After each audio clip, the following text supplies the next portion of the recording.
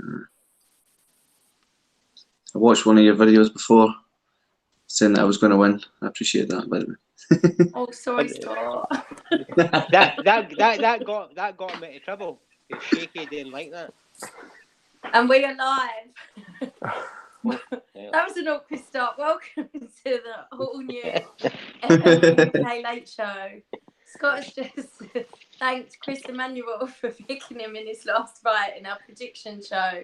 Sorry about that, Scott. Right, all right. He was wrong. How you doing, Scott? I supported you, Scott. You know, unlike everyone on this call, I supported you. Yeah. Cheers. We'll go far. Peter did as well. I'm sorry, it was me. Right. Right, let's formally introduce you. Scott Malone's been. Oh, for fuck's sake. And we've got Chris Emmanuel. Hey. Are you back again? Are you still there? And we've got the boss man himself, Peter Knox. Yeah. You were buffering there, Katie. Oh, sorry. Can you hear me now? Yeah. You just a couple of seconds. You disappeared for. I apologise. So I introduced you all, but most importantly, we wanted the viewers to say hi to Scott. So hi, Scott. Hello, fans, viewers. If you've got any questions for him, then hit us up on YouTube.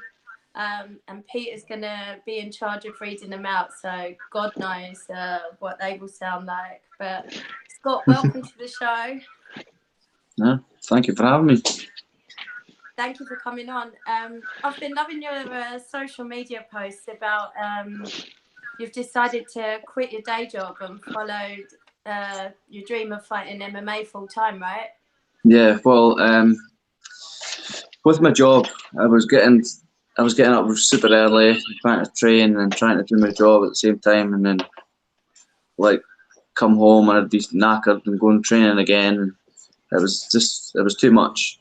I thought it was okay, but then when I lost from Jack, everything started to go like quite downhill. Like I was quite in a dark place. You know what I mean? I know he's wanting to speak about mental health tonight. We'll get into that later on, but I was in quite a dark place, and I was just at work. It was on a Wednesday, and I was just like, I really don't want to do this anymore. And I just decided, I was like, look, I'm going to. I've been thought about it for a while. The only thing that was stopping me was obviously having my wife and kids. I had to support them, and that was what was sort of stopping me quitting in the first place. So I decided I just on the Wednesday, I was halfway through the day, I was like, I can't do this anymore. So just like, fuck that, I'm moving. I'm doing something. I've got my gym qualification anyway, so I'm now doing like PTs and stuff out at the gym. And honestly, as soon as I quit, I was just like a big load of weight just lifted off the shoulders there. So I feel a much happier place now. I'm back to being able to train as much as possible. I can enjoy more time with my family and my kids. It's just, money's not everything at the end of the day. But Cage Warriors didn't start doing that. Yeah, it's a problem a lot of fighters face who are on the regional scene trying to, really break through. Is when is that time where you decide to just throw everything at it and like really go for your dream. What were you doing for a living before? I was scaffolding, so it wasn't an easy job. Manual job as well. Yeah, so it's like, and it's all go, like, because I worked for my brother, right? So I was on price work as well. So the more I done, the more money I got, and the less I done, the less money I got. So it was always really pushed to make some money. If you don't push yourself and scaffold, then you end up with like a really shit wage at the end of the week. So it was good in a way to sort of keep you fit, keep you strong, but the stress of it and just everything, getting up in the mornings, and it was just too much, man. Yeah. And tell us about this new gym. All right, so I've got a new gym. I've just actually went to see it today. I've been waiting. It's been on the go sort of for a while now. We've been waiting on things from the council just come back, like the change of use for the venue and stuff. So now it's all sort of finalised. We can announce that we're opening up in Perth. There's still a few things to go. The floor and that's to get done. The cage and everything's got to go in, but it's going to be a gym as well as an MMA gym. So the guy that I'm going into business with, he runs fitness training in Scotland. As a business where if you want to become a PT, you would go to him for the qualification. So he's going to run that side of things. We've got other PTs and stuff coming in to do all the gym side of things. We've got some coaches coming in for like K1, BJJ, MMA. I'm probably going to do a lot of the coaching of the MMA. But because it's in Perth as well, obviously most of you are from England, but in Perth's really quite central for Scotland. So I want a gym that's going to be central for everyone. So I want everybody to come and train. I don't want like this cliquey gym where only people can go. I would like to have like, I don't know, like me and Ross Houston and stuff. Aidan Stephen, we come and meet up sometimes. We'll have some sparring and stuff together. So I'd like for Perth to be that place where everybody comes and, you know what I mean, meets up in the middle. So it's even if people are fighting out other gyms, they're more than welcome to come and train at the gym. I don't want any sort of egos and any like cliques. I hate that stuff. So I just want some place where everybody can train. Whether if they want to fight out of Omega fight team, then they can. What's the time frame on that? Sorry, what's the time frame on that? When do you think it will be opening? This year, I'd say in the next 2 months, probably. The floor's literally getting done tomorrow, so it's just getting flattened out. It was used for gamekeeping and stuff before, so there was a lot of industrial, like big fridges and stuff. So all that's been taken out. It's all getting flattened out tomorrow. I've got mats sitting there from my old judo club, so they're just getting took down. It takes 3 or 4 weeks for the cage to be built in, and then a tarp over the mats. Then we're pretty much good to go. We've got a lot of the gym equipment there as well. So it's just time and just like the place is great. You know, it's in a great relocation. It's easy enough to get to, and I honestly can't wait. If you need any scaffolding done, I know a guy that used to do that.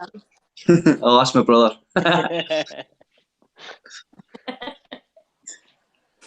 So fight-wise for you, Scott, obviously the last time we saw you was that fight you mentioned against Jack. And it didn't go your way, but so that was the title fight. I loved what you brought up on Twitter about the potential for fighting now for his vacant belt in a 4-man tournament.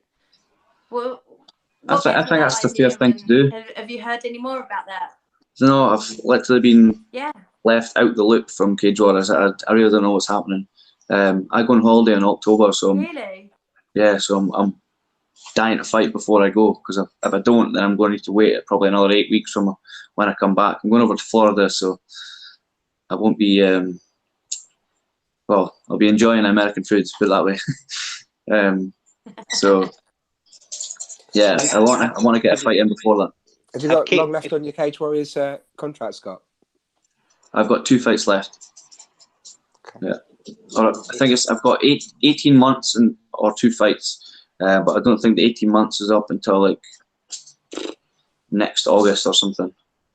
Have Cage Warriors ever done any tourneys before? I think they done. I don't know on the one day. They definitely have not that I know of on the one day. That Dean Truman won. Yeah, Dean Truman done one because Paul McBain was in that as well. Yeah, but that was done over like 2 nights. It actually makes sense because the 2 best guys in the division now are both coming off a loss. So rather than having 2 guys come off a loss, have a title fight, have a 4-man tourney, and let the best man win. It actually makes a lot of sense. Yeah, I think. We're saying Scott's in there. Mike Ekendayo's got to be in there. Yeah. I think so. Josh Reed. To me, the fourth? So get off people you fancy, Katie. The fourth one, for me, I kind of could see why Josh Reed would be put in there, obviously. But then the other guy for me would be Brian Booland.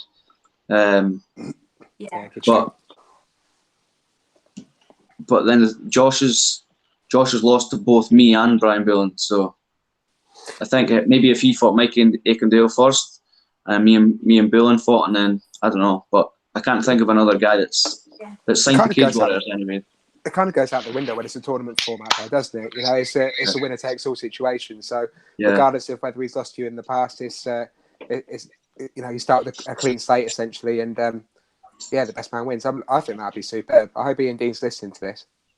Yeah, no pressure, Ian Dean had a little bit of interest in it, but obviously he's not got the final say, and I can't. You know what I mean? I just want a date. All I'm asking for is a date, because just now I'm training, but I like to train towards something. I hate training towards nothing. Right now, I've got a date set in my head. I'm just training towards the 28th of September, which is Liverpool. That's a perfect date for me. That's like 6 days before I go on holiday, so I'm hoping to get on that card. What's perfect of that as well is you're essentially covering off all the areas that Cage Warriors are in at the moment. You've got the Belgian, contingent, obviously Scotland, Wales, and England all covered there. They garner so much interest. Okay, you're not covering off the Swedes where they've been as well, but they only went to Sweden the once, didn't they? So, I think your selection's great. When are you going to start running your own promotion? Running what, sorry? When are you going to start running your own promotion? Surely, you know, with your matchmaking skills, that's got to be next on the cards for you. That's it, yeah. I actually do, for the club that I sort of coach it a little bit, not too much, but the club that I train out of, MMA, I usually sort out fights for the guys there, so I do like sort of matchmaking myself anyway. Like I know a lot of the Scottish guys on the regional scene. Obviously, it's hard to know everybody's name on the sort of amateur scenes as well, but I try my best to know who they are, so I can see how well they match up with the guys from our club. You know what I mean? So I like to get something. Sorry, my dog's running a bit mental here. Just you. The dog's actually just darting back and forward. Nuts. I think it gets the thumbs up from all of us, the idea for that tournament. So are you saying you'd be prepared to do 2 fights in one night and do the whole tournament? I would, yeah, definitely. Night? Yeah. If it pays. Well, John Cabana is a way to do that, isn't he? He's got a show coming up. He's doing the tournament. I think you have to fight 3 times in a night. Yeah. One round each, though, isn't it? It's 1 round per fight. Yeah, but the final will be the final, not 3 rounds. I don't think so. I thought when I read it as 1 round each. So 3 rounds with a Bellator contract. Yeah, the Rage in the Cage one that was up here, not the recent one that fucked up, but the one before that. I'm pretty sure it was 2 round fights, and the final was a 3 round fight. The way they done it. Be interested to see how you deal with Safe MMA with that. Yeah. Yeah. It's another ball ache. You don't need to tell Chris about that. Oh, another dream killed. Yeah. I like it. Move on then? Yeah, the whole Safe MMA thing is great, but it's. Should we move on to some of the? Cut you off. Katie. Let him go. God, I want to hear what you say. Go and drop yourself in it, Scott. Yeah, I just think it's very expensive for fighters to pay themselves. No, I agree with that. To be honest, I think it is. It's superb what it actually does, and you look at the people that his lives has actually saved, 100% behind it. You know, and the people involved in it as well. People like Yanni are, top class people as well who really have Yanni's a great guy. Fight safety at heart. But yeah, it's a huge expense when, unless you're getting paid top whack by the global shows, it is a huge layout for fighters. Yeah. Could we not do a thing in Scotland and say, right, every fighter in Scotland go to this one place, get all your scans and your tests due. We'll guarantee X amount of fighters will come here, give us a big discount. Try and help with the cost. Something like that. I've had to go down to Manchester twice that I've done it. Like Manchester's the cheapest place to do it, supposedly. Yeah. Even though they get some discount from Harley Street, it's still Harley Street rates. But no, like you said, the concept's better. And Peter, don't you get enough free medication in Scotland as it is? Jesus Christ, you're always trying to get an angle, aren't you? Well, we could be fucked soon if Donald Trump gets his way, so. Mate, I may be moving north of the border if Boris Johnson gets it. But But I think once Cage Warriors next weekend, once that's out of the way, I think you'll probably see a lot of movement. They'll start matching fights for the show that Scott wants to get on. So you'll probably hear something in the next few weeks. I would reckon they'll start planning, depending what happens in the next show. Yeah. Well, fingers crossed. Do you see anyone from next Cage Warriors moving straight onto the UFC after Night of Champions? I think Ross Houston probably would get signed if he wins. Probably Dean Truman as well. I think they're worthy of it anyway. Both be fighting ex-UFC guys, so it would make sense for me. Do you think Dalby will get re-signed if he beats Ross? I don't think so. I don't think so either. No. Sean Shelby actually said I think the thing with Dana White's like hard to get back in there. Once you've been in there and you're out, I think it's quite like really hard to get in the second time. You seen what happened. Well, we're going to be speaking about this tonight anyway. You seen what happened with that Brendan. You know what I mean? It's tough. He seems to just have a thing for guys that have fought there before.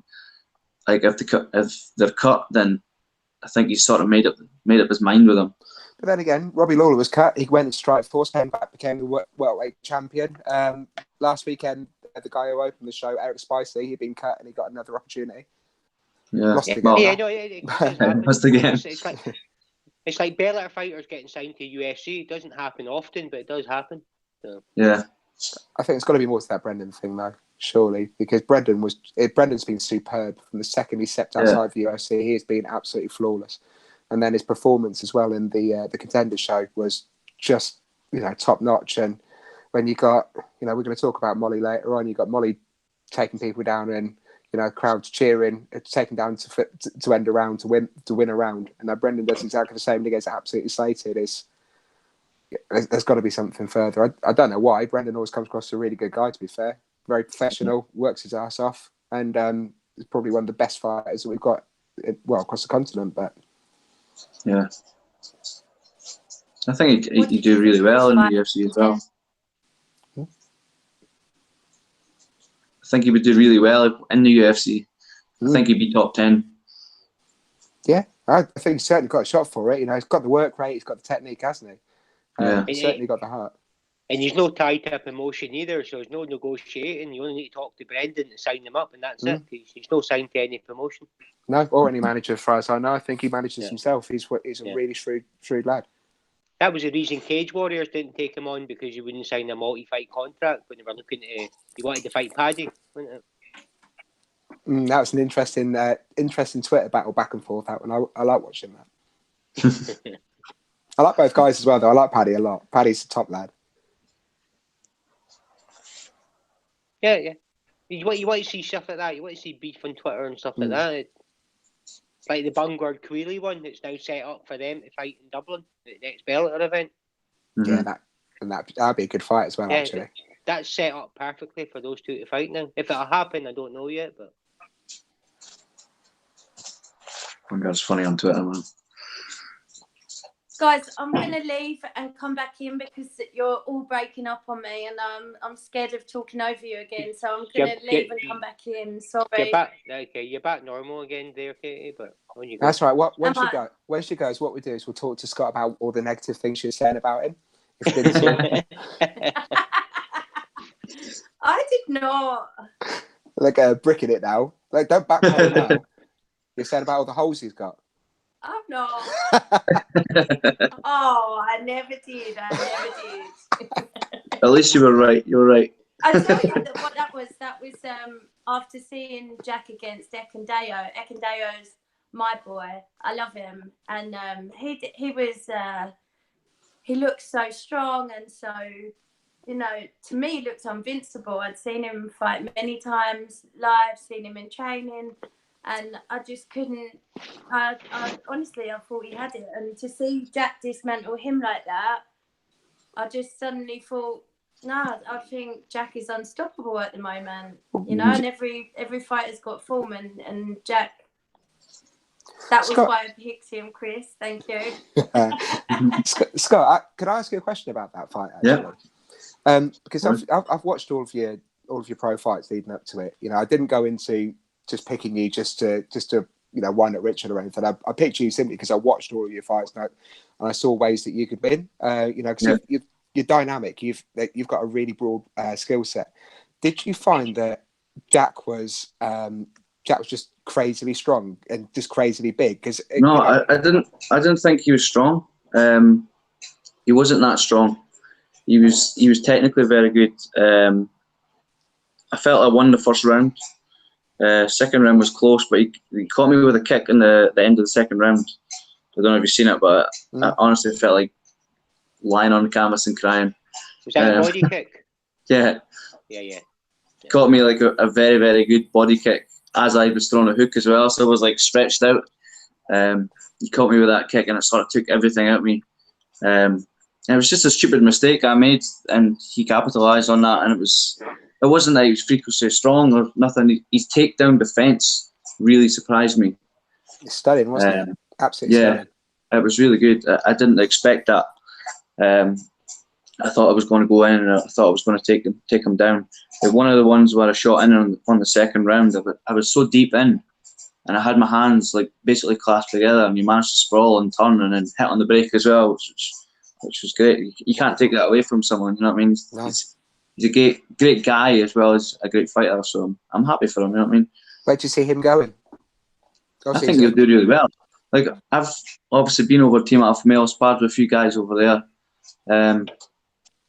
and like Jack's, I think he's definitely going to go far. It's crazy. He's only 24 as well, isn't it? Yeah, he's a very young guy. So yeah, we'll see. I hope he does well. It looks better for me. But has Jack not been training in the gym since he was 5? Basically, he's growing up in the gym, hasn't he? He's just done that full time for a very, very long time. So I expect his technical ability to be very good. But talking about his strength, he actually said in his post-fight interview that you were stronger as well. He said that he was expecting that you to be stronger, and he thought he tried to lay it out to the later rounds, hoping you would weaken off a bit. But see when it was announced that he was joining the UFC. What was your first thought? Thank fuck for that. Now I can be champion. Well, you know what? See, I think that's what sort of made me a wee bit depressed when earlier on when I was talking about. I had in my head so much that I was gonna beat Jack and I was gonna get signed from the UFC, and that was my plan. Like I didn't think anything else. That was going to be what was going to happen, and it was like reality hit me once I got beat. You know what I mean? So to see him get signed, it was great. I think it says something for me as well, and obviously Mike, because he's beating these good guys like ourselves, you know what I mean? So that's pushing him onto the UFC. I think it's getting again. I think he'll do really well. It's actually a fight I can see happening in a few years' time in the UFC, a rematch. I can see that happening a few years down the line, especially now that you went full time. Would that make a big difference? As soon as I came out of the fight, maybe like the next day, I was like, I feel I could beat him in a rematch already. So, you never know. What would you do? Would you do anything differently? Would you? I don't know. I think I'd work a wee bit more on my cardio. I don't know if it was cardio, weight cut. I don't know, but I felt, especially the third round, I think it was that body kick, to be honest. But I felt like I sort of had nothing in me, and I just done a stupid thing. I tried to kick him, and he just caught my kick, and I'd been working on back defence loads over in Team Alpha Male and stuff with Uriah, basically getting privates from Uriah, going over back to defence, and I just on the night I just like panicked. I don't know. It's just one of the things when you're in there. It's just you make stupid mistakes, and it's just obviously experience. You know what I mean? So I would go in if I was going there a second time, but I'd be a little bit more calm if he was on my back. Well, you win or you learn. That's what they say, isn't it? Yeah, that's it. So you sorted out, Katie? I hope I am. I'm scared. Every time I speak, I'm talking over someone, so I apologise. You're all silent, and then I say something, and then everybody's talking. I feel terrible. Well, at least you haven't called anybody Lewis yet. That's a big relief. A big relief, but there's still time. So, guys, we've got loads of stuff to talk about. Do you want to go over some of the stuff that happened at the weekend? Yeah, crack on. For me, my best moment of the weekend was Molly winning in Greenville. So wasn't the selfie you sent everybody in the shitter? What's that? It wasn't the selfie you sent everybody in the Porterloo. Was that your favourite moment of the weekend? Yeah. I was pissed. I was at a rave. I was having a good time. I try to help you. I try to show you the Molly fight. I try to stream it for you in the chat. I know. I was kind of watching. I wasn't the full ticket at the time, but my husband managed to get it up on the app. So, yeah. What did you guys think of how she looks anyway? I thought she looked pretty good. I never seen the whole fight. I was just actually watching it before you guys came on. But yeah, she was looking good. I seen the highlights and stuff. She was really good. The girl she's fighting is a really good striker as well. Yeah. I think it's a shame that the girl she was fighting is like people are talking a lot about her not delivering on her potential in the UFC. So I think maybe I'm not sure how much or if Molly's getting enough credit for that, but she's definitely got some big fans online. I know Max Holloway tweeted saying that she was a beast and like massive respect to her, and Amanda Nunes has tweeted her as well. So looks like some of the fighters are fans, and I definitely think when she got that takedown and like did a like motion to the crowd, like that's the sort of thing that makes people remember you, right? Yeah. She's a character. I think that probably does a disservice to because it's JoJo, wasn't it, the other person who beat yeah. So I think that does disservice to those two, because if you go back, because I've watched Molly ever since she was an amateur, and you go back to her earlier fights, and Molly was somebody who would rely on strength. You know, she'd go in and she would brawl and she'd get her head down and she'd throw her overhand rights and she'd just beat the living shit out of her if she came up against. But you look at because I've literally just watched that fight in preparation for this, and you look at the way that she actually controlled her emotions, she controlled her range. She just looked like a completely different fighter. Actually going, talking, Scott said about you going full time, her going full time and her actually putting this energy and focus into making sure that this UFC dream isn't like a one and done situation. She's completely transformed the fighter that she is, and she's an intelligent fighter now. Her feet are superb now. Beforehand, she'd just plant her feet and just swing for the houses, but now she's moving like a proper striker. She had a 5-inch reach disadvantage against somebody who was a really talented striker, and it took her probably the first minute and a half to actually find her range. But as soon as she did, she was just ducking inside, landing a couple of quick shots, back out again. It's literally bam, bam, back out again. Oh, sorry, boom, boom, boom, boom, back out again. And but she was absolutely class. And then the takedowns as well. She could have taken her down at any point in that fight, taken her down, ground her out, and easily won the fight. But instead, she gave the crowd a really entertaining fight. And like you said, she made herself stand out as she came out. She shouted into the camera. She's singing away to I can't remember.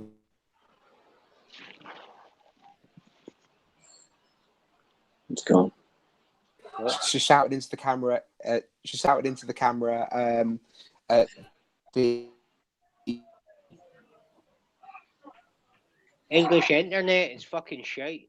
keeps dropping out, doesn't it? She's really making a name for herself in the US, and I think she's just played absolutely everything perfectly, from the fight to the way that she's composed herself. And I thought it was brilliant. Good on Molly McCann. She's standing out. From her last Cage Warriors fight, she really didn't think that she was getting the call up to UFC Liverpool. They left it a really, really long time, and in the end, she went on holiday, and she was in like probably the worst shape she's been in for a while, because she was probably feeling pretty down. They're going to Liverpool and they're still not going to give me the call up, and so she had a huge cut to make the night before her debut. Obviously that fight didn't go her way, and she just changed everything about her, her lifestyle, her eating, her everything, her not her gym, but like her like attitude to her training, just everything. She knew, like you said, Chris, she didn't want to be one and done, and she put everything into making sure that the next fight went totally differently. And I just really think she's deserved it, because she has improved so much from from Cage Warriors, from that debut fight. She just looks like a different fighter with just so many more skills in her arsenal. Mm-hmm. I've seen her do a lot of grappling tournaments and stuff after the first loss. She got a purple belt just before her second fight, I think, as well. But I think Ariane Lipski has got a higher jiu-jitsu pedigree. I'm not sure what belt she is or how long she's been doing it, but Molly said out of respect for her ground game and the fact that she was winning on the feet anyway, that's why she kept calling her back up when she knocked her down. Yeah, why take the risk anyway? If you're comfortable in the feet, then keep it to the feet. Because she wasn't tired or nothing. She didn't need a rest on her. So yeah, keep it to the feet and bang away. Cause she made Lipski look normal. Looked like Lipski was out her depth. I need to feel sorry for her because she said Jojo, now Molly. Her confidence must be a nightmare. She must have no confidence now. So hopefully she can build that back up because she is an entertaining fighter, or she was before the UFC. So hopefully she can build that back up. Yeah. What will help her is the fact that it's a relatively shallow pool at the women's 125 in the UFC. It's not a huge talent pool division-wise. You look at, who's going to fight Valentina next. There's a absolutely gaping chasm between her and Jessica Eye was like the number one ranked fighter. And then you got people like the one whose name I can never pronounce, Chikugayan. Yeah, Calderwood. Yeah, I'm sorry, but she gets murdered by Valentina. That's not even close. That's literally like prison rape. That's going to be horrific to watch. But as I was saying after the weekend there, I can see Jojo versus Molly now. I think that would be a cracking fight. I can see them main card UK soil. That would be a close fight as well. Yeah. No, I think it'd be a cracking fight. Yeah. I hope the UFC go for it. Mm-hmm. Okay, UFC Glasgow. Yeah. Maybe Scotland next summer, Peter. Well, it doesn't look like it's going to be this year anyway. It's all, as I say, they come here every 2 years, but there's no sign. I don't think they'll come this year by the looks of it. So, I think they're waiting for me to get a few wins behind my back. No. That's it. Build up that Perth gym. That's what it is. They're looking somewhere central. That's it. And Ross Houston to go there as well. Maybe it makes more sense next summer. Mm-hmm. Why not? Yeah, well, that's what I'm saying. They could sign Ross up. He'd get a fight in before the end of the year. And then you've got Stevie Ray will be looking to bounce back. You've got Danny Hendry to come back. You've still got Jojo looking to bounce back. But is there going to be another English one this year? I think it'll be next March again. So they're not going to be in the UK again this year then? Wouldn't have thought so. I think they're doing Copenhagen instead of UK. That's normally about the time of the other one, isn't it? So if they're doing Copenhagen, when's the date for Copenhagen? I think that's 28th of September. So that might be a win for Dalby if he was able to beat Boston. That would be because it's in his home country.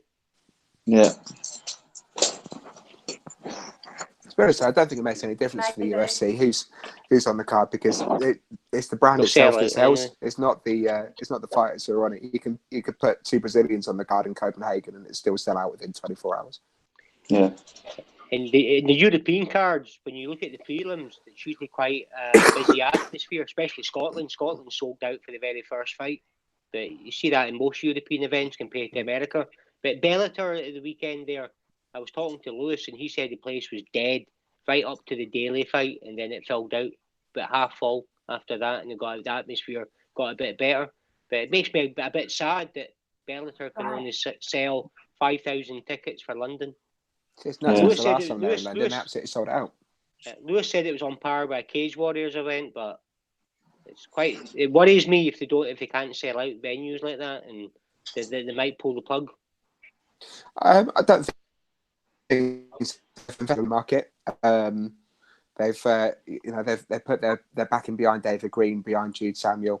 And they pulled over from the UK scene to run it in his background in TV. Jude is just a quality matchmaker, regardless of You know, any nonsense that you see from people who are posting some bad stuff online over the weekend, you know, there's no question about it. That guy can craft an amazing card. And if you look at the fights that we had on the weekend, you know, some of them are some of the best fights I've seen in ages. And that Daly's fight was absolutely off the wall.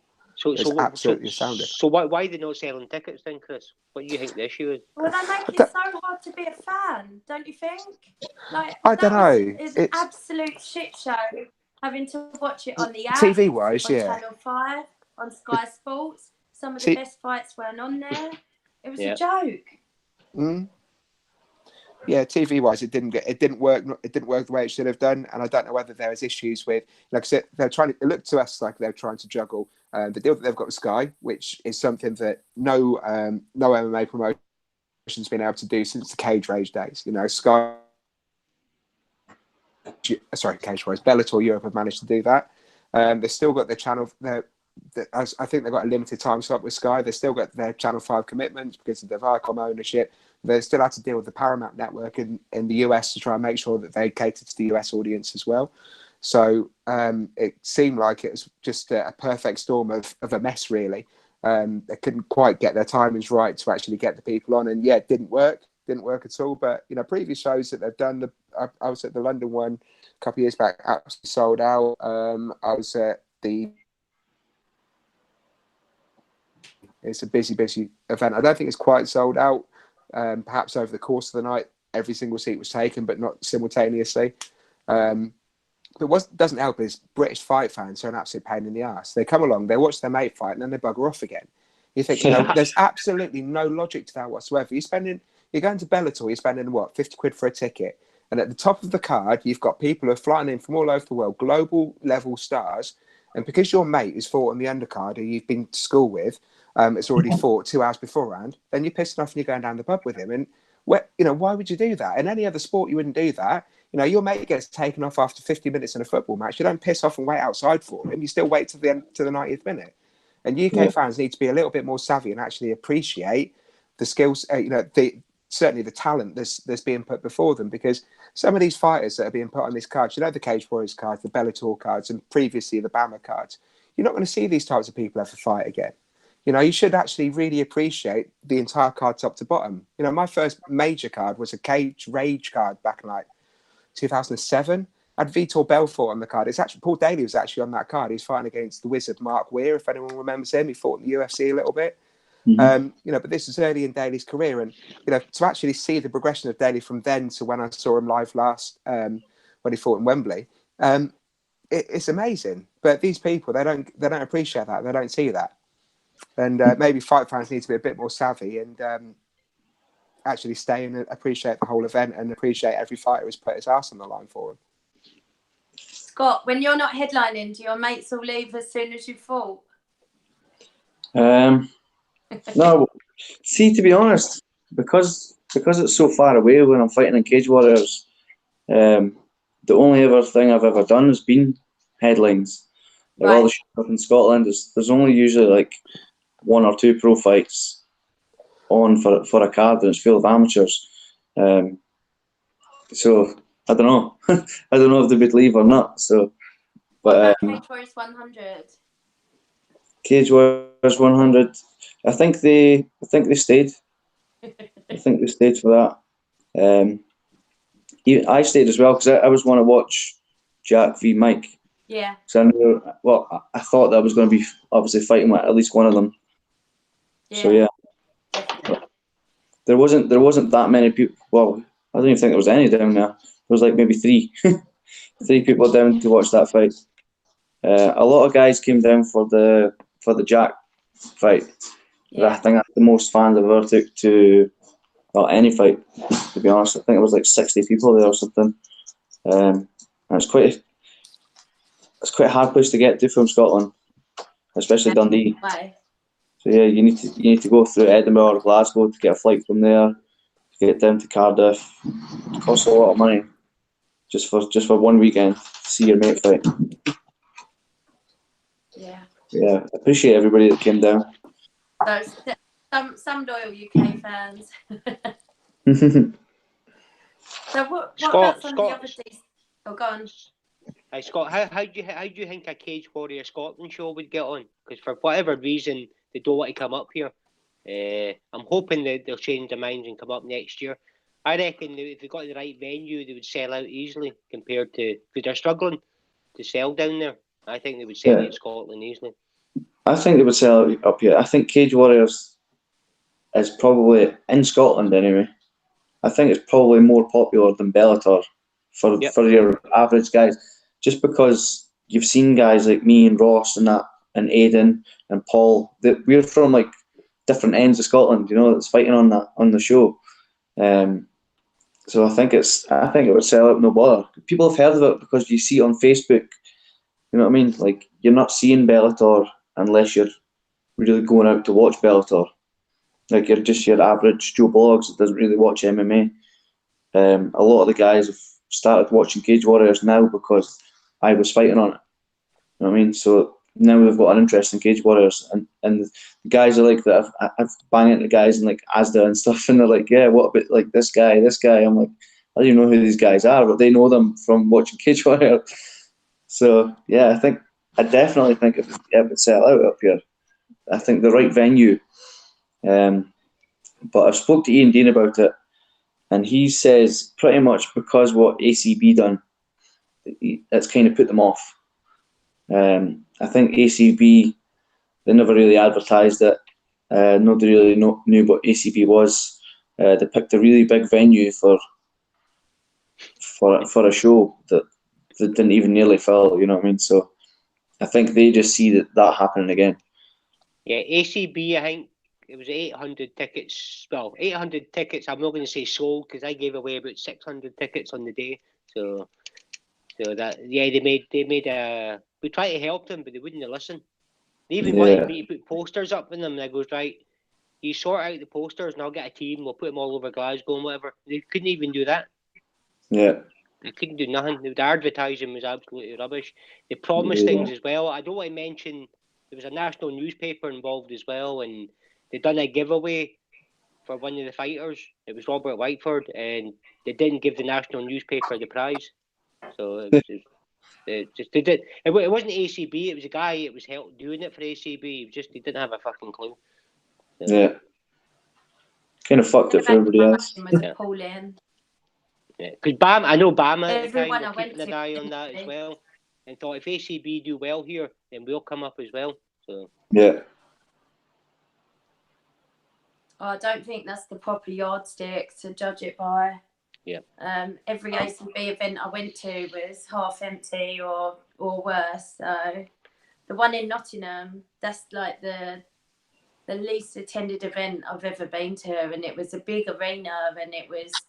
I don't even reckon there were 50 people in the whole thing. It was nobody knows all these Russian fighters. You know what I mean? There's a load of Russian fighters that nobody knows because we don't see a lot of ACB over here. Well, the one in the great card as well. Like there was.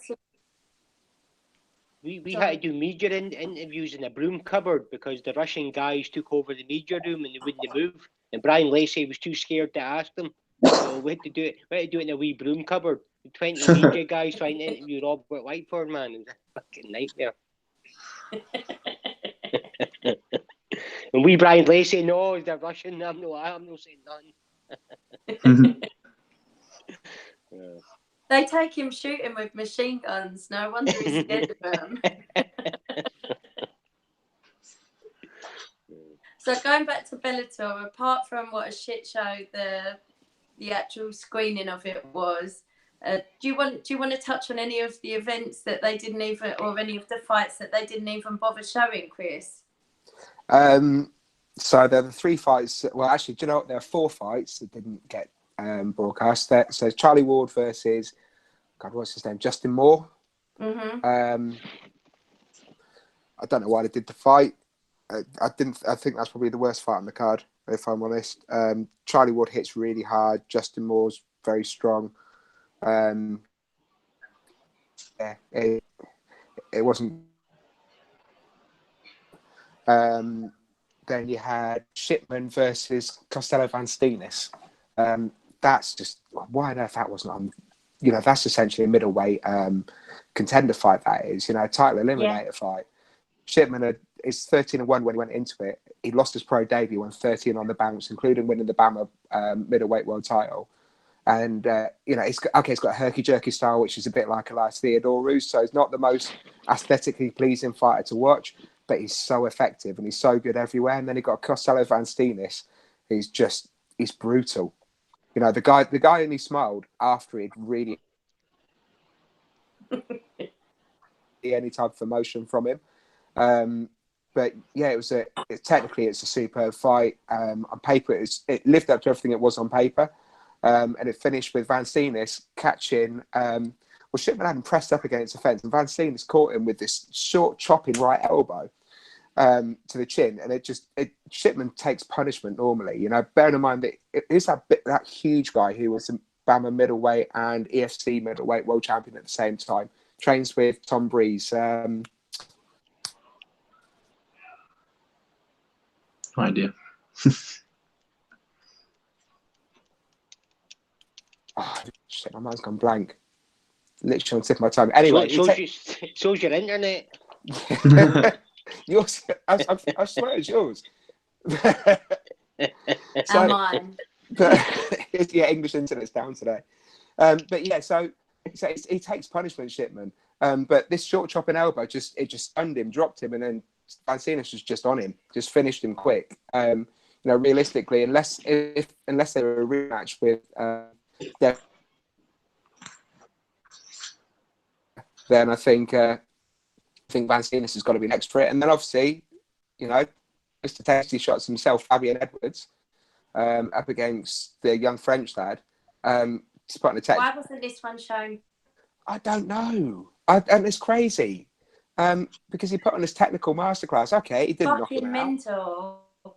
Yeah, he didn't knock him out, but I don't think he took a single shot in the whole fight. He literally just dominated this kid in the whole fight. He stood back and just picked his shots. Now, roundhouses to the chin, and how he stayed standing up. Got absolutely no idea how he stayed up. And Fabian almost finished with a couple of knees as well. But Fab just literally, he didn't really get out of second gear. It's like a Rolls Royce. It was just superb again. I think you started the fight with a flying knee, but nobody fucking seen it because we only seen the last couple of minutes on Sky to get overdone. I watched it on the app. So I've got all the fights on the app now. So I watched it on the app last night. But it's not on there. No, not all of them. But they should be advertising that as well. All the fights are on the app now, but I've not seen a post saying, right, here you go. No, it was you. What you told us? You could watch the prelims because they didn't put a button on it to press play. Oh, that's awful, wasn't it? That's awful. You make it so hard to be a fan, Bellator. But then they did the swing bout as well. It's because they don't have a decent tech guy. They do. The swing bout at the end. That Walter Gahadze fight against, I can't remember the Swedish lad's name. I think he'd gone to the UFC, fought once, and then that was it. But and that must be so difficult for the pair of them to prepare themselves mentally for that, because there's no way on earth they'd have been told that earlier on in the day. It would have been later on, down to TV scheduling. They would have been told, by the way, you're going to be fighting at 11 o'clock in an empty arena. Scott, how would you find that if you thought you were supposed to be on at like 8 o'clock at night and then they fuck up their timings and actually you're not going to be on until after the main event now, and you've messed up your warm up, your food for the day, like? I think later wouldn't be as bad as earlier. Right. But yeah, you probably start getting warmed up. Well, I would anyway. Certainly about at least 7 o'clock. Start getting warmed up. Start getting your hands wrapped and stuff. He's probably sitting there with his hand wraps on. Yeah. I don't know. It would be a mind fuck. Yeah, so definitely. I did it at Cage Warriors 100. I warmed up because I warmed up towards the last fight before me. Right, but because it was going on live on TV, I didn't start for like another hour. So I'd warmed up thinking that I was way to go on. Oh, no. And then they're like, all right, that's the break now. So I was like warm, and then I had to cool down. I had to wait for like another hour. So, but I got rid of some like jitters. Yeah. I hope they didn't have a fucking raffle on the break. So let's talk about Chris Bungard's fight, because we've got you two Scots on, so we've got inside opinion on how that fight went. What did you make of it? I actually lost my connection because Christina came back with the grandson, and I had to go outside with my phone, so I missed most of the first round. I watched the fight. I watched the fight today. Right. I caught the last. He put on a Twitter or Facebook or something that his fight was going to be at 7:30. So I put it on at like 7:20. Yeah. And it was like the last 10 seconds of the fight. I was like, fuck. So I rewatched the fight anyway. I know he had a bad cut. He struggled to make the weight, I think. He looked a bit tired. Like I've sparred with Chris. He likes to pour the pressure on you, and if he sees you're tired, then he'll keep on like pouring the pressure on. He didn't seem to get into that. I don't know if it was the weight cut or what. I don't know, but he didn't look himself. For me, anyway. Do we know how much he had to cut, or was it was a struggle getting it off? I don't have exact numbers. Like I think it was like 5 kilos out or something the day before. I don't know. Yeah. I think Brian his coach did post something, but I think he's since then deleted it, and it was something about, he said something about mistakes being made in the weight cut, but I don't know what he was meaning. But he said Chris still made weight like a professional, which he did. Yeah. But it's obviously taken more out of him, because that wasn't the Chris Bungard that we know. And I don't want to take nothing away from his opponent. Very experienced guy, very great record, but he was a game fight. He'd done exactly what he should have done, and congratulations to him. So, does he have any help with his nutrition? Does he use anyone, or does he do it himself? I think he's got someone that he gives like meals from. Right. I'm not 100% sure, but I know he's like me that likes a cake every once in a while. So, but yeah, I don't know. But to me, he just didn't look himself. And like I said, Charlie Lady, he put a good fight up, and he'd done exactly what needed to be done. Bungard seemed to be on the back foot a bit, and he doesn't fight like that usually. Usually, he likes to come forward quite a lot. So, I don't know. He looked kind of tired to me. He doesn't normally look like that. Yeah, I think he had such a stunning performance in his first fight that he's lucky this wasn't his Bellator debut, I guess. Yeah. They already know how he can perform in there. But then again, it sets it up now for Quealy. If Quealy, I know Quealy's injured. I don't know how long his rehab and all that's for, if he's going to be ready in time. But even if he is, I don't know. Obviously, there was rumours that Chris turned down that fight originally, and that's why Quealy kicked off. Chris said because they were teammates and all that, because he sometimes goes to train at SBG. If that fight can still happen for that reasons, I don't know. But I think a lot of people would like to see that happen after what Quealy said in social media. Yeah, it sets them up. They're both coming off a loss. It sets it up perfectly. What did you make of the back and forth between them, Scott? To be honest, I don't really read a lot into stuff like that. I'm not one. To me. I'm just not one for like Twitter battles, man. I'd rather just go in there and fight the guy and be mates at the end of it. That's just not my thing. I've called out people. I do the odd call out now and again. I don't mind that. You've got to do that, I think, to get places. But going back forward, unless somebody was like, I don't know, unless somebody was fucking being really mean to me, then I would probably switch it on. But I don't know.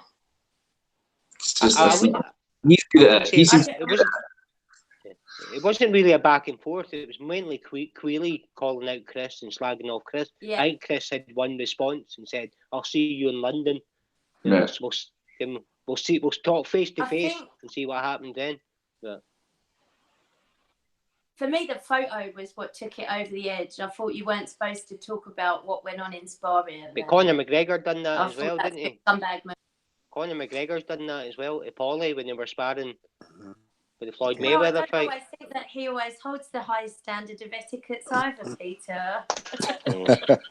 But that sparring session was filmed by the BBC, and as far as I know, Queeley's not given permission for them to use it. But as I say, that video footage would reveal how the session really went. But I know Chris said there was lots of people watching that session. He was quite nervous, actually. It felt like a fight, he said. Because he was very respectful of Peter at the time as well. He was on the Bad Patter podcast. He said Peter's a great guy, great fighter. It was a tough session because Peter had a fight coming up as well.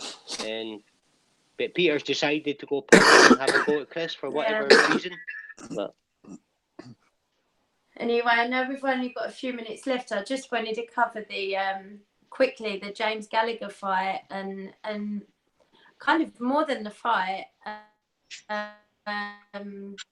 Talk about what he said in his post-fight interview. He obviously won on decision, but he was talking about the fact that he texted his coach like 2 weeks out of the fight and said, I don't think I can do this anymore, and was having bad anxiety. And the article I read said that he was crediting Tyson Fury and an interview that he watched of his and what he came back from that gave him the strength to do it.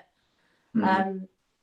I was quite surprised to see him of all people because of the front that he normally puts up and because of the persona that he gives off. What did you make of it? That's the thing for me. See if people are putting on this front, then why put on the front? Yeah. You know what I mean? Why act like that? It's all, to me, it's a big show. It's like he's looking like the big man, but inside he's really scared. Yeah. You know what I mean? And he's kind of says that openly now that he was scared of the fight. And to me, that's like, why go about like that? And why try and be someone that you're not to then go and feel, because he's putting pressure on himself. Yeah. He's to me, he's making people, although he's getting people to watch him, he's making people want him to lose. You know what exactly. I mean? He's a very young lad, though, isn't he? Likeable. I don't think he's really likable at all. No, this was the first likable and relatable thing that he's ever said. Yeah. And the first thing that seems kind of real. Everything else just seems like a plastic Conor McGregor copycat, just kind of cringe kind of thing. If you watch the way that he moves and the way that he dresses, the way that he acts, even the way that he has pictures taken, it's a cross between two people. It's Conor and it's John Kavanagh when he was fighting. Even his walkout at the weekend with the Irish flag around him, even the way that he was physically bouncing, that wasn't Conor, that was John Kavanagh walking out versus Danny Batten in 1995. Exactly the same. Honestly, you could have put the two videos up side by side and the movements would have been identical. Mm-hmm. Same persona yet. So he's jumping on other people's just to try and build this star on his own. And like I said, it makes him so unlikable. Yet you see him, you see him actually moving around. You know, I've been in around press conferences for Bellator. Even when he's not been fighting, he's been there, and you see him moving around and interacting with people. He actually comes across as he looks quite likable. People seem to like him. He doesn't give it the big I am until the cameras come on, and then all of a sudden it becomes the Jimmy show. And you know, the Jimmy show might have got him a decent contract and got him to where he is now, but as you said, it's putting pressure on him that he's clearly struggling with that. Did he lose his dad a year or two back? Really, because he's only still only like 22 or something. I'm sure I read that he lost his dad or something. And if he has that, I think that could be another seismic event. So I've seen that with people very close to me. It literally changes you. It absolutely rocks you to the core. And coming out, dealing with the pressure of being a professional fighter where you've got all the eyes on you on a global promotion. You know, people say, "Oh, Bellator's this, Bellator's that." Bellator's a global promotion. It's second or third largest on the planet, behind the UFC and perhaps level or behind one. And he's built this star for himself, and the reaction that he got from the Twitter sphere or the social media sphere when he lost to Ricky in his last fight, he got absolutely crucified. Now that must take it out on you.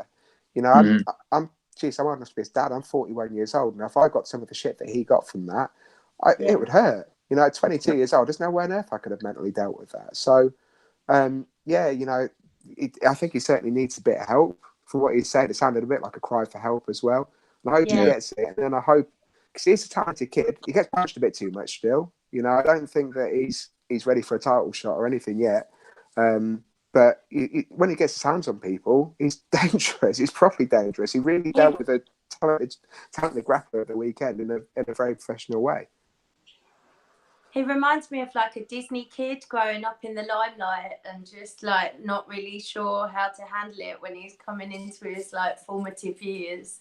Mm. So yeah, I hope he gets help as well, because I think anyone in his position would need it. It's not a sign of weakness at all. He's got a lot to deal with, and the kind of way that he's built himself up has got him to where he is, even more so than his talent, but it's also heaped on, like you say, a ton of pressure that just wouldn't normally be on someone of his age and his caliber, really. Mm-hmm. It's the gym he fights out of, and then kind of the way he's acted that's elevated his status. Yeah, definitely. I actually thought he changed before this fight, because we interviewed him at the open workouts, Vanessa did, and he said it's nice to be important, but it's more important to be nice. And I thought that's a good attitude to have. He seemed very calm. I thought he's maybe learned a few things and he's grown up. And then the next day at the weigh-ins, he's fighting in the crowd. And I thought, so he's done that before as well. He did that before at one of the Bama Tour events, didn't he? Where he went into the gym, this contrived nonsense where he grabbed hold of someone and started trying to fight him. Yeah, it was WWE. Yeah, so as I say, it could be something mentally as well that it's affecting him as well. So he maybe needs, but he's had his fight, he could maybe now sit back and relax and then go and seek any help that he needs. It would be nice. I'd love to see Bellator now post something on their social media channel, push mental illness and all that, get more fighters to talk about it, inspire other people to come out and talk about it. Yeah. It'd be great if Bellator actually worked with him to actually do that as well. You know, they're given their due. You know, we've had people compete on Bellator, and they do look after you. The second that you either land or you arrive at the if in the UK you arrive at the venue, when we've had someone in America, the second that you land, they literally look after you from the second you arrive to the second they put you back on the plane. So it'd be good if they extended that to out of competition as well. And when they've got someone who they've clearly invested in, to actually give them some support with his mental health issues that is clearly stated now, I think would really stand them in good stead. Mm-hmm. Yeah. Cool. Right. I think guys find it really hard, especially MMA fighters. Shut up, Katie. Scott's talking. Hey. Yeah, I think guys, especially MMA fighters, find it hard to talk to people about mental health, like, because there's no one really to talk to. You know what I mean? Who do you talk to? Who do you go and see? You go and speak to your mates. Even your mates, they'll say, "All right, yeah, like I'm not very good with stuff like this, but you'll be all right." You know what I mean? Yeah. Even if someone's come to me, I don't know how I would react as well. Like it's hard to deal with someone that's going through something, because sometimes you can't really do nothing for them, but you can talk to them and take in what they've got to say. You know what I mean? Sometimes you just need to listen and let them get it out. But it's a serious stigma as well, isn't it? You know, because I look at my day job.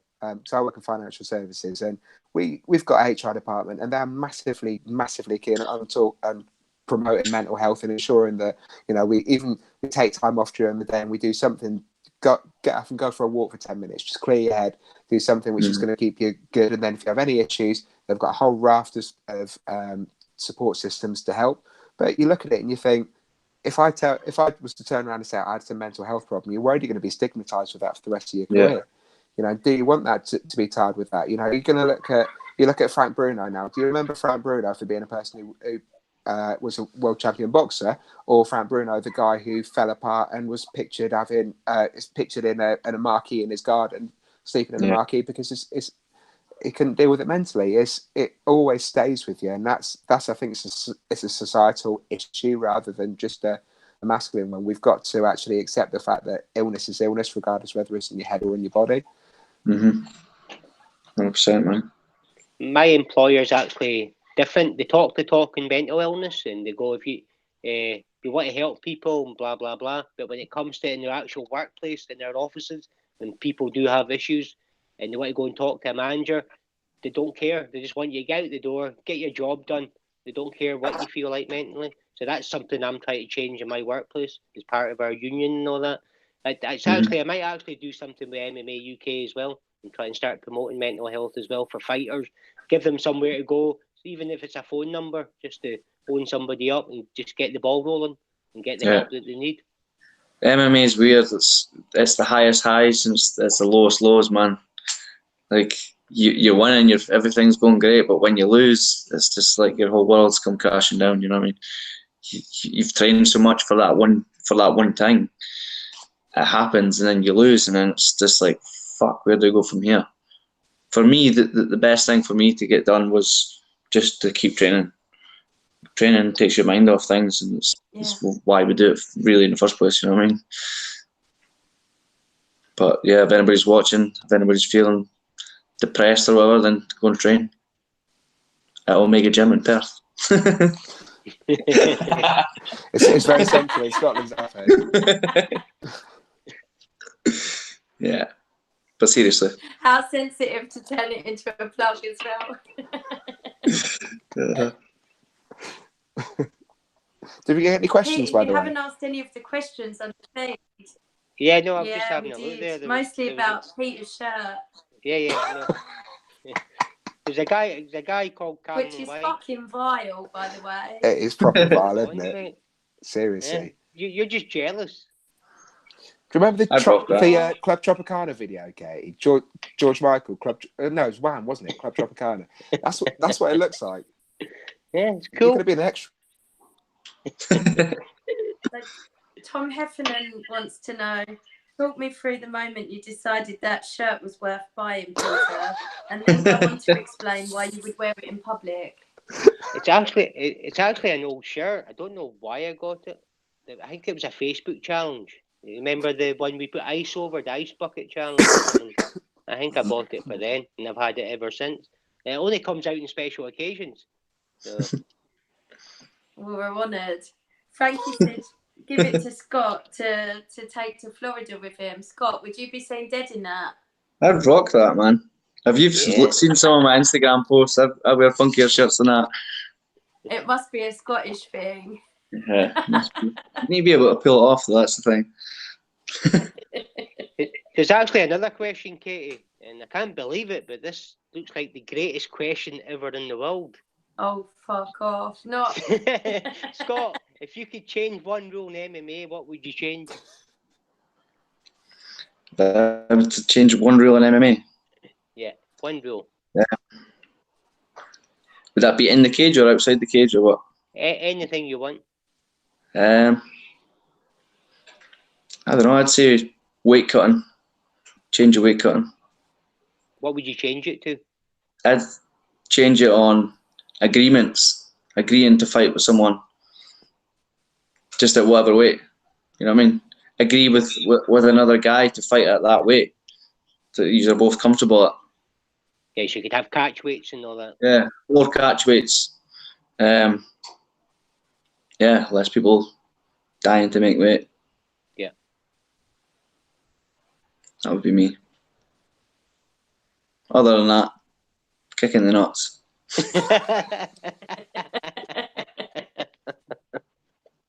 Why not? Brilliant. They did used to let dick punches in, didn't they? Like in the early scenes, I've seen people do it. It looks horrible. Oh, it looks so bad.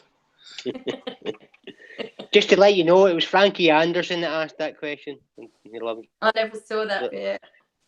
Yeah. I think he asked it and then he quickly deleted it.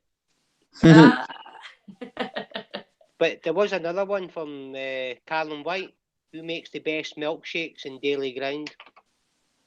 Oh, Daily Grind, bro. We've got Hard Grind top on here, look. Is that one of your sponsors? Yeah, one of my sponsors. That's Hard Grind. That's the barber. But next door they've got a shop called the Daily Grind. And you get like coffee and stuff. I actually went in the other day and Callum, who's wrote on it, he had the boom boom top on. rocking his Bim Bim top when I went in. It's quality tea. So yeah, Callum makes the best shakes. I got a good shake from him the other day. There's your plug, Callum. Scotty, any other sponsors you want to shout out? I've got a whole body full of them. I'll just go through them all. Hellcat. I'd like to see them all. I've got Python at the bottom here. Scott Fife Motors. Got a lot of window cleaning business here. Sunsup, all the sups. Need to turn around and get the extra ones at the back. Don't know if you can see these. Yep, we can see them. I always end up missing one, so you all know who you are. And for anybody else that's watching, I'm now an unemployed bum, so if you want to sponsor me for a bit more, and feel free. Scott, do you want to give us your social media details so people can follow you if they're not already? Yeah, it's Scotty_boom boom is my Instagram. What's my Twitter? My Twitter is Scott Malone. No, is it Lord Boom Boom? Lord Boom Boom. Yeah. But I think it's Scott Malone 265, I think. Can't even remember. It was Lord Boom Boom. I'm actually a Lord, by the way. A real one? Yeah, I'm a Lord. Did you buy it, or is it in the I bought it. family? Got the card and put the card here. It was a birthday gift. It's only like a square foot of land or something, but 265. 265. Can you read that? Island title. The card certifies Lord Scott Boom Boom Malone. And then I can't read nothing after that. It says if you want a good time, call 0789. Yes, so technically I'm a Lord.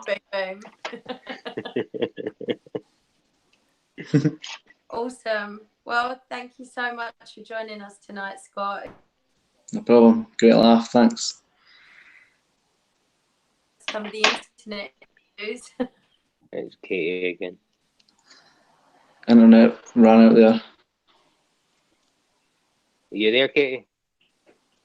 I can't actually hear anyone to sign off now, but We can hear you. I'm scared to say anything. Sign language, Katie.